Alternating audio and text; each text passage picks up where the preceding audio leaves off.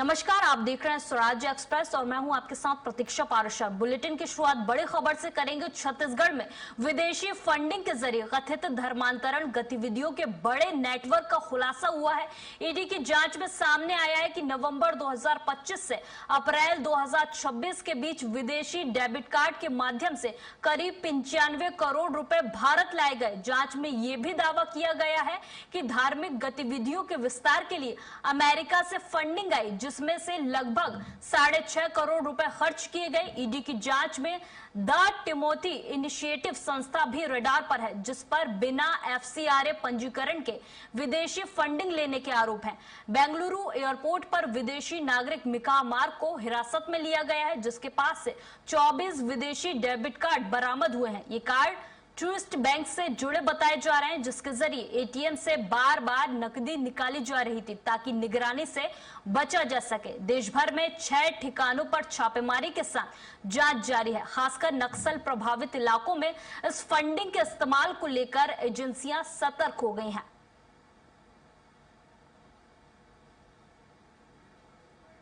और खबर पर ज्यादा जानकारी के साथ हमारे साथ संवाददाता दिलीप साहू जुड़ गए हैं।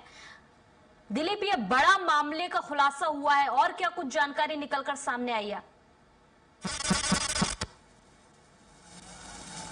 जी बिल्कुल प्रतीक्षा, जिस तरह से छत्तीसगढ़ में लगातार इसी बीच में ईडी ने बड़ा खुलासा किया है कि विदेशी फंडिंग ईसाई धर्म के प्रचार के लिए यहाँ आता रहा है विदेशी एजेंसी के माध्यम से। ऐसे मुख्य रूप से जो बड़ी भूमिका निभाई है उसमें टिमोथी इनिशिएटिव करके संगठन है इनका, उनके माध्यम से पैसा आता रहा है। भारत में 95 करोड़ रुपए आए हैं नवंबर 2025 से लेकर अप्रैल 2026 के बीच, और इसमें मुख्य रूप से जो करीब 6.5 करोड़ रुपए है वो छत्तीसगढ़ में खर्च किए गए हैं, जिसमें बस्तर और धमतरी जिले इससे शामिल है, जो बातें सामने आई है। इसको लेकर ईडी लगातार कार्रवाई कर रही है और जब विदेशी नागरिक जिनका नाम बताए गए हैं उनको जब निकाह मार्ग नाम से विदेशी नागरिक है, उनकी गिरफ्तारी के बाद उनसे जो जब्ती हुई है डेबिट कार्ड, 25 डेबिट कार्ड उनके पास से बरामद किए गए हैं और उनके माध्यम से ही यहाँ पर विदेशी जो फंड है उसको अलग अलग जगह पर निकाल कर टेस्ट कराकर फिर इन संस्थाओं को जो धर्म परिवर्तन के लिए सक्रिय है ऐसे संस्थाओं को दिए जाने का जो दावे हैं वो किए जा रहे हैं। निश्चित तौर पर इसको लेकर फिर एक तरह से छत्तीसगढ़ में आरोप प्रत्यारोप का दौर देखने को मिला है।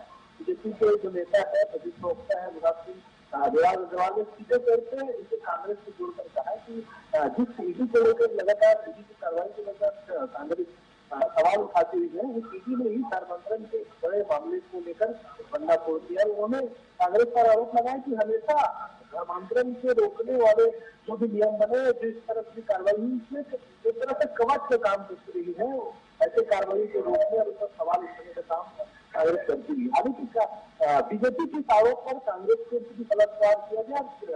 कांग्रेस के पंचायत प्रमुख रावण शुक्ला का कहना है कि ईडी का यह काम ही है। ईडी जिस तरह से जो विदेशी फंडिंग का मामला पकड़ा है तो निश्चित तौर पर उनके मूल काम है, क्योंकि ईडी का इस्तेमाल विपक्ष के नेताओं के खिलाफ होता रहा है और 100 से अधिक अगर मामले की बात करें तो 100 में 90 मामले विपक्ष के खिलाफ ही होते हैं, इसलिए ईडी पर सवाल उठाते हैं। और उन्होंने कहा कि जो मामले सामने आए हैं नवंबर 2025 से अप्रैल 2026 का मामला है, सीधे तौर पर इसमें केंद्र और राज्य दोनों जगह पर बीजेपी सरकार है, इससे कांग्रेस कहा जाएगी। और उन्होंने कहा कि धर्मांतरण को लेकर जिस तरह से कोई बात लगातार होती रही थी, इनके इसमें बीजेपी सरकार की संलिप्तता है, इस तरह की बातें कही और कांग्रेस पर जिस तरह का आरोप लगा रहे हैं वो भी लगा रहे हैं। इस तरह से राजनीतिक बयानबाजी भी देखने को मिल रही है। दिलीप, इसके पीछे कौन से नेटवर्क का हाथ है? आरोपियों को लेकर क्या कुछ जानकारी सामने आई है? जी बिल्कुल, इसमें मुख्य रूप से द टिमोथी इनिशिएटिव संगठन का पूरा नेटवर्क इससे काम कर रहा है। इस तरह की जानकारी लोग सामने आई है और ये जो संगठन है इससे जुड़े लोगों के ही जो ईसाई धर्म के जो प्रचार प्रसार करते हैं और गाँव गाँव में अलग अलग जगह पर प्रार्थना सभा आयोजित की जाती है, खास करके बस्तर और जो आदिवासी देश है, इसके अलावा मैदानी इलाके में खास करके धमतरी, रायपुर, दुर्ग, बिलासपुर में भी अलग अलग घटनाएं सामने आई है। लेकिन मुख्य रूप से जो ईडी के माध्यम से जो जानकारी सामने आई उसमें बस्तर और धमतरी जिले में ही ज्यादातर जो पैसे वो खर्च किए गए हैं। धार्मिक प्रचार प्रसार में इस संगठन के माध्यम से लगातार जो अलग अलग प्रार्थना सभाएं जो आयोजित की जाती है छोटे छोटे, और लोगों से प्रेरित किए जाते हैं, खासकर के आदिवासी बेल्ट के लोगों को। तो कहीं ना कहीं इसके पीछे इस संगठन की बड़ी भूमिका बताई जा रही है। 10 मोदी इनिशिएटिव नाम की जो संगठन है, उनके नेटवर्क के माध्यम से ही विदेशी फंडिंग यहाँ पहुंच रहा है, और इसके माध्यम से ही जो ईसाई धर्म का प्रचार करता है वो तेजी से हो रहा है पूरे प्रदेश। जी ठीक है दिलीप, तमाम जानकारी के लिए आपका बहुत बहुत शुक्रिया। तो ये बड़ा मामला सामने आया जहां पर अवैध धर्मांतरण के लिए विदेशों से फंडिंग की जा रही थी और नक्सलियों को फंडिंग की आशंका जताई जा रही है, और जो ये गिरोह है उसने नक्सल प्रभावित इलाकों को टारगेट किया और यहां पर धर्मांतरण के लिए बड़ी मात्रा में फंडिंग की गई है।